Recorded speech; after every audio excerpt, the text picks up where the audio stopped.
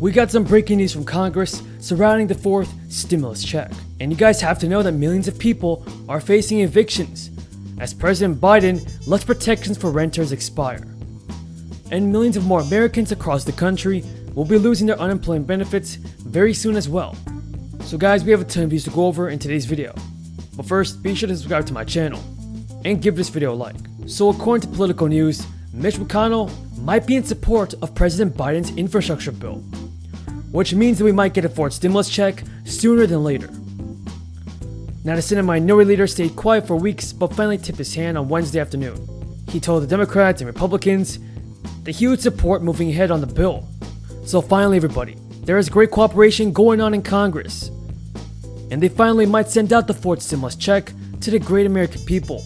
If you guys want to see Congress send out the fourth stimulus check, and if you believe that they must stop playing political games, then let's get this video to 5,000 likes. Now everybody, questions still remain about whether McConnell will support the final product, although there's a growing feeling that in the end, the longtime GOP leader will stick alongside bipartisan negotiators. Remember folks, even though Mitch McConnell wants to send out the fourth stimulus check, many other Republicans, like Senator Rob Portman and Senator John Thune, are not in support of President Biden's infrastructure bill, which could mean some bad news. In addition, as the clock runs out on a nationwide eviction ban, millions of tenants are staring at the prospect of losing their homes. The federal eviction moratorium in place since September is set to expire Saturday, after the Biden administration refused to extend it, and Democrats in Congress couldn't muster the votes needed to intervene. And now lawmakers and activists fear an unprecedented surge in evictions in the coming months. I believe that President Biden must extend the federal eviction ban. There are many people that are still in need of financial help. In fact, everybody, according to CNBC, millions of families are still behind on rent and could be at risk of homelessness when the CDC eviction moratorium lifts at midnight, and the crisis will hit harder in some states compared to others. Nearly 25% of renters in Georgia will be affected, and the 6 counties with the highest share of renters are all in the state of South Carolina. So the eviction wave is expected to hit population centers across the country.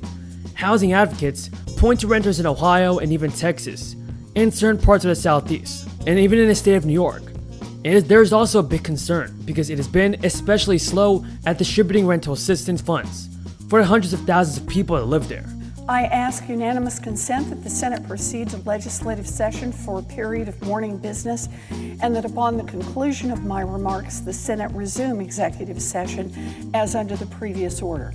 In the last-minute gridlock between President Biden and Democrats in Congress that resulted in the demise of eviction ban threatens to impose new economic burdens on state and local governments. The officials will have to respond to mass evictions triggered by landlords, including many struggling financially themselves because of lost revenue. So, do you believe that the federal eviction ban should be continued?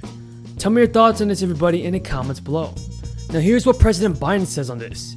In his statement, he has called on state and local governments to take all possible steps to immediately disperse these funds given the ending of the moratorium. Biden says that there's no excuse for any state or locality not accelerating funds to landlords and tenants that have been hurt during the crisis. Every state and local government must get these funds out to ensure that we prevent every eviction we can. President Biden, folks, also suggested that they institute their own bans. State and local governments should be aware that there's no legal barrier to moratorium at the state and local level.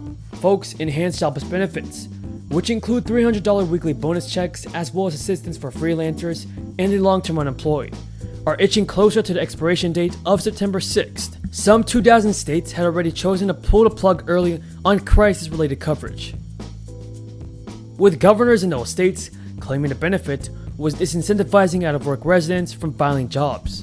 What are your thoughts on this, everybody? Should the federal eviction ban continue? And should the extended unemployment benefits continue? Leave your thoughts in the comments below. Now everybody, that's all the news in this video. If you are in support of a fourth stimulus check, then let's give this video to 1,000 likes. Senator from Virginia. Madam President, are we in a quorum call? We are in a quorum call. Madam President, I ask that the proceedings of the quorum be dispensed with. Without objection. Thank you, Madam President. Well, first of all, Madam President, let me thank you and all of the floor staff and others who are here. I think on a beautiful Saturday in the end of July. We all wish perhaps we were somewhere else other than on the floor of the Senate. But for the 30 years that I've been involved in political discussions in Virginia and some at a national level, we have had president after president, Congress after Congress, talk about the generational of unmet needs in infrastructure. We've seen our roads and bridges start to crumble. The estimates are close to, depending on the survey, 14,000 bridges that are in decaying state. In my state, over 700 bridges. We know the potholes that in many of our roads and highways. We know our airports resemble third world nations, not the United States of America. We know our ports have not kept up with modern technology. We know that many of our shorelines are dealing with the unprecedented effects of sea level rise. We know after COVID that high-speed internet connectivity is not a nice to have, but essential. It's something that the presiding officer has taken a legislative lead on. We know that it's time to get past talking about infrastructure and finally do something.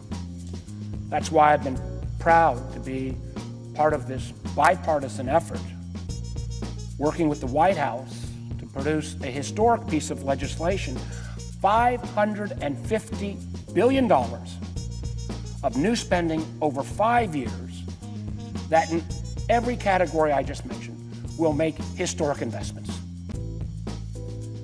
I've been a little surprised, to tell you the truth, that some of our colleagues on the other side who are not part of the bipartisan group have suddenly said, no, we can't do infrastructure now.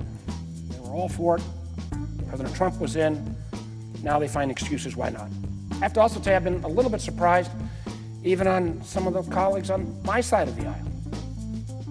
When the deal that we've structured is literally twice as much as where the earlier negotiations were between President Biden and some of the Republican committee chairs, committee leaders. And there's been some of a sense of, well, you know, infrastructure, that shouldn't be that hard to do. It wasn't hard to do. Why has it taken us 30 years to get to this moment? I hope, and I know we are finalizing the last couple pieces of legislative language, I hope that we will get that finished as soon as possible so we can get this bill on the floor, have amendments, have a debate,